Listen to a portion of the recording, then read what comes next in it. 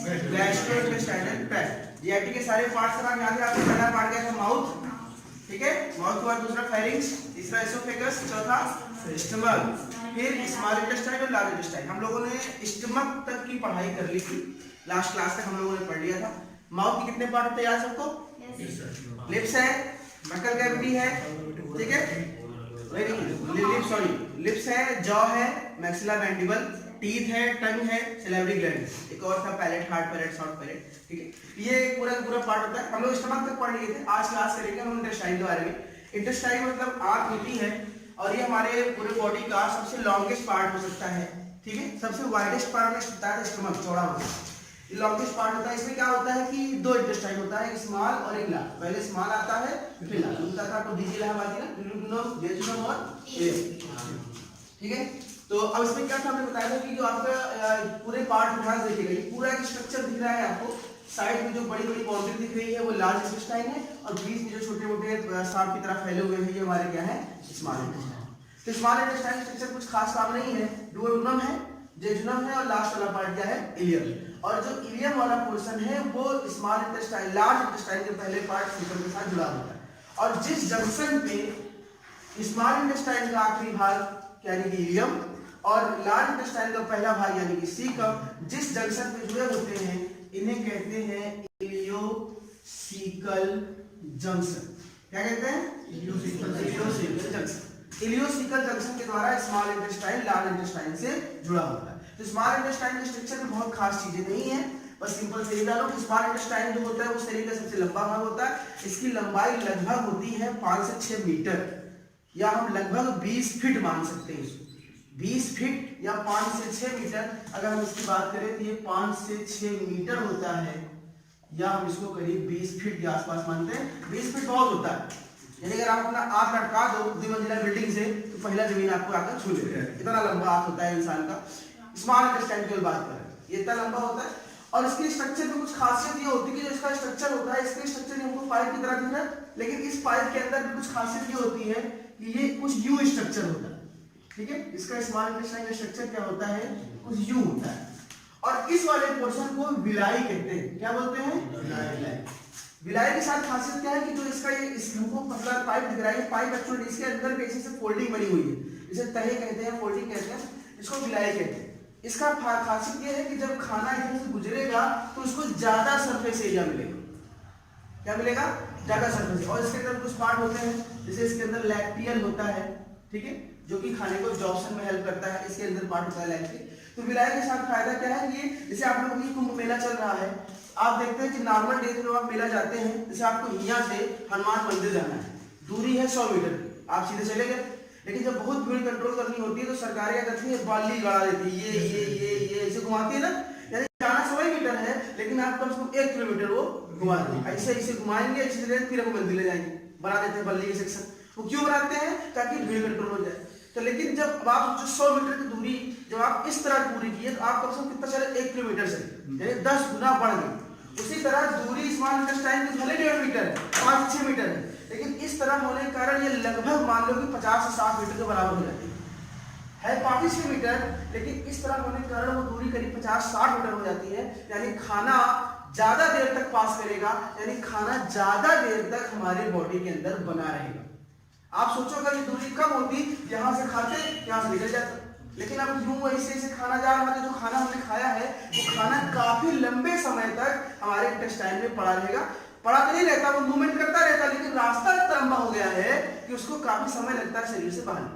और ये क्यों बनाया गया है? भगवान ने ऐसा क्यों बनाया है? इसके पीछे रीजन ये है कि जब ये लगातार मूवमेंट करता रहता है, जब लगातार मूवमेंट करता रहता है तो ये मूवमेंट कारण जो खाने का एब्जॉर्प्शन ज्यादा होता है आराम से, ठीक है, काफी ज्यादा एब्जॉर्प्शन हो सकता है खाने का। अगर ये चलता रहता है तो खाने का एब्जॉर्प्शन क्या होता है? बढ़ जाता है। क्लियर हो गया? अब एक बात समझ लो कि फंक्शन क्या है स्मॉल इंटेस्टाइन का। स्मॉल इंटेस्टाइन का फंक्शन क्या है? सारे जितने भी आपके विटामिन है, ठीक है, जितने भी आपके कार्बोहाइड्रेट है, उन सब का एब्जॉर्प्शन करना। और एब्जॉर्प्शन मैंने आपको बताया था शुरू में डाइजेशन के 5 स्टेप होते हैं, है ना। पहला स्टेप क्या है? डाइजेशन, तीसरा एब्जॉर्प्शन। ये सब डाइजेशन में आ रहा है। एब्जॉर्प्शन मतलब जो खाना हमने खा लिया, पच गया, वो कहाँ जाएगा? ब्लड में। तो सबसे ज्यादा अमाउंट में एब्जॉर्प्शन स्मॉल इंटेस्टाइन में होता है, सबसे ज्यादा। माउस से लेकर एनस तक के बीच जितने भी जीआईटी पढ़ते हैं सबसे ज्यादा एब्जॉर्प्शन कहाँ होता है, करीब 90% तक कहाँ होता है, स्मॉल इंटेस्टाइन में। क्यों? क्योंकि सबसे लंबा पार्ट है, 5-6 मीटर है ही, लेकिन मिलाई भी है इसलिए और लंबा हो गया, इसलिए सबसे लंबा पार्ट है, ज्यादा एब्जॉर्प्शन होता है। एब्जॉर्प्शन का होता है यहाँ वाटर का एब्जॉर्प्शन नहीं होता, बहुत कम होता है, वाटर का होता है लार्ज इंटेस्टाइन। तो हम लोगों ने स्मॉल के बारे में पढ़ लिया, स्मॉल इंटेस्टाइन क्या होते हैं, इसके पार्ट बोर्डोन जेजुनम इलियम, इसके फंक्शन, इसकी लंबाई और इसके अंदर स्ट्रक्चर क्या होता है, उसको मिलाएं करते हैं। क्लियर है? हम नेक्स्ट पोर्शन में आते हैं लार्ज इंटेस्टाइन। ये सबसे इंटरेस्टिंग स्ट्रक्चर है। लंबाई इसकी बहुत नहीं होती, करीब 1.5 मीटर लंबा होता है, 1.5 मीटर, और फुट पे देखा जाए तो 5 फीट लंबा होता है। ठीक है, वो 20 फीट है, 4 गुना कम, लेकिन इसकी मोटाई बहुत ज्यादा होती है। हाँ, एक सवाल बहुत इंटरेस्टिंग होता है कि जब ये ज्यादा लंबा है, इसका नाम स्मॉल इंटेस्टाइन, और ये ज्यादा छोटा है, 1.5 फुट का है, इसका नाम लार्ज इंटेस्टाइन क्यों पड़ा? ये रीजन है डायमीटर। जो स्मॉल इंटेस्टाइन का डायमीटर होता है वो करीब 0.5 सेंटीमीटर होता है, 0.5 इंच होता है स्मॉल का, जबकि लार्ज का डायमीटर करीब 1 इंच के बराबर है। क्योंकि डायमीटर इसका चौड़ा है, लंबाई तो 1.5 मीटर है, लेकिन इसका डायमीटर चौड़ा है और इसका डायमीटर छोटा है, इसलिए इसको स्मॉल बोलते हैं और इसको लार्ज बोलते हैं। क्योंकि ज्यादा मोटाई इसकी है, चौड़ाई करीब इसकी 1 इंच के आसपास होती है, स्मॉल की चौड़ाई उसकी आधी यानी आधे इंच के आसपास होती है। अब स्मॉल इंटेस्टाइन के 3 पार्ट होते हैं, सीकम, कोलन और रेक्टम। सबसे बड़ा पार्ट कोलन, बाकी सबसे छोटा पार्ट सीकम और रेक्टम। तो सीकम पार्ट, ये जो आपको पहला पोर्शन दिख रहा है ना, सी आकार का, ये सीकम है, इसमें छोटा पार्ट होता है, सीकम से ही इलियम जुड़ा होता है by the ileocaecal junction. That's clear? उसके बाद जो सीकम के बाद ये पूरा जो पोर्शन आप देख रहे हैं ना, ये उल्टा यू आकार का, वो कोलन है। ये पूरा का पूरा पार्ट क्या है, कोलन है। तो कोलन के स्ट्रक्चर में ये एक तरफ पार्ट अलग कर दो, चढ़ रहा है ऊपर, असेंडिंग माने चढ़ना होता है ना, चढ़ना किसका होता है, असेंड माने चढ़ना। तो ये चढ़ रहा है ऊपर की ओर, इसे बोलेंगे असेंडिंग कोलन। इसका नाम क्या है, असेंडिंग कोलन। ये नीचे उतर रहा है तो उतरने को डिसेंडिंग बोलते हैं, इसका नाम descending colon, ascending colon, descending colon. और ये लेटा है, बिल्कुल ट्रांसवर्स लेटा हुआ है, इसका नाम ट्रांसवर्स कोलन। यानी कोलन के पोर्शन को हम 3 पार्ट डिवाइड कर सकते हैं, असेंडिंग कोलन, ट्रांसवर्स कोलन और डिसेंडिंग। और ये कोलन के बाद ये वाला पार्ट हमारा क्या है, रेक्टम, और रेक्टम के बाद हमारा क्या है, एनस। ये पूरा पूरा हमारा स्ट्रक्चर हो गया लार्ज इंटेस्टाइन का भी। इसका मेन फंक्शन समझ लीजिए, लार्ज इंटेस्टाइन का सबसे इंपॉर्टेंट फंक्शन होता है वाटर का एब्जॉर्प्शन। क्योंकि जो खाना हमारा पच रहा है, जो खाना हमारा एब्जॉर्ब हो रहा है, जीआईटी से लेकर स्मॉल इंटेस्टाइन को पार कर गया, उस खाने में बहुत अमाउंट में वाटर भी होता है, वाटर होता है। और अगर फीकल मैटर रिलेटिव शरीर से निकलेगी और वाटर उसके साथ ज्यादा निकल जाएगा, तो हमारे बॉडी में वाटर का लॉस होना शुरू हो जाएगा।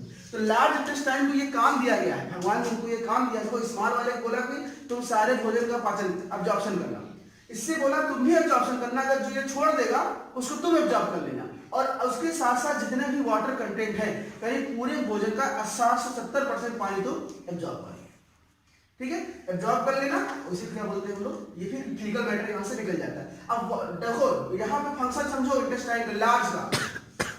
लार्ज का काम क्या है कि फीकल मैटर यानी अपशिष्ट पदार्थ से 60 से 70% पानी को वापस खींच लेना है, और वापस खींचने के बाद शरीर के अंदर ले जाना, ताकि शरीर में पानी कमी ना हो। अब ध्यान समझो, अगर 60-70 की बजाय वो ज्यादा पानी खींच ले, 90% खींच ले, 95% खींच ले, तो क्या होगा, लैट्रिन कड़ी हो जाएगी, उसे कहते हैं कॉन्स्टिपेशन, कब्ज हो जाना। जब लैट्रिन गीली नहीं होगी तो वो बहुत प्रॉब्लम होगी लैट्रिन होने, इसलिए उसे बोलते हैं कब्ज। और अगर वो 60-70% जब एब्जॉर्ब कर रहा है तो उसको कम कर दे, 20-30 कर दे, लैट्रिन में पानी ज्यादा हो जाए, उसे कहते हैं लूज मोशन। ठीक है ना? तो दोनों प्रॉब्लम, कॉन्स्टिपेशन और लूज मोशन होने का मेन रीजन क्या है, लार्ज इंटेस्टाइन। अगर लार्ज इंटेस्टाइन सही से काम, बहुत ज्यादा काम कर दिया, कॉन्स्टिपेशन हो जाएगा, कम काम करेगा तो लूज मोशन हो जाएगा। इसलिए जब मेडिसिन हम लोग देते हैं तो कहाँ एक्ट करता है, हमारे लार्ज इंटेस्टाइन, उससे कॉन्ट्रैक्शन रिलैक्सेशन कंट्रोल कर देता है, ऑटोमेटिकली सही हो जाती है। ठीक है, ये पूरा स्ट्रक्चर था स्मॉल का और लार्ज। ठीक है, फिर हम लोग पढ़ेंगे इसके बाद नेक्स्ट क्लास में ये पढ़ेंगे किस पार्ट में किसका एब्जॉर्प्शन होता है और फंक्शन।